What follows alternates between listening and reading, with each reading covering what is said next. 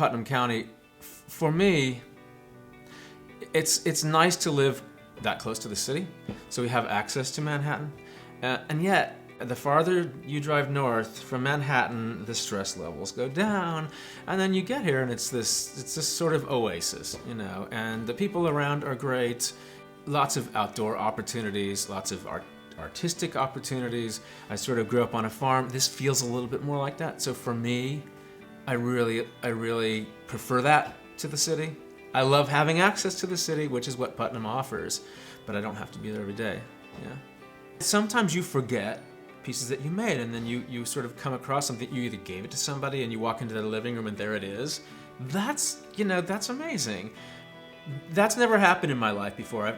The things that I've created, it never really felt that way. This to me feels like the first time, even though I've done a lot of different creative things, this is the first time I felt like an artist, like my artistic voice is starting to be developed, to be seen and heard. But it's also changing. I mean, that's one of the things that's so great, I imagine, with any art, is that it's not stagnant. It's constantly moving.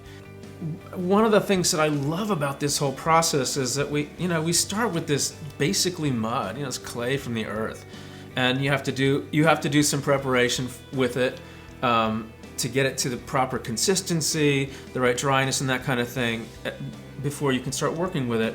But then, this thing can become whatever you want it to be. We work with it, we shape it. Doesn't even have to be the wheel, it could be hand-built, sculpture, whatever. Then we bisque fire it and it becomes hard. Then the last thing we do is we put some glaze on it, put it in the glaze kiln. It comes out this beautiful, glossy, not always, but it's a piece of art that's going to last for thousands of years. I mean, there's not many other things in my life that I can think of that are like that. I love that. I mean, there's other crafts and things, but there's something about that sort of coming from the earth and then creating this thing that's going to last for a very long time that's really neat. I love to work with my hands. I like to learn different processes, and I learned I was doing a theater tour on a bus for hours and hours, and my seatmate was knitting. So I asked her if she'd teach me how to knit.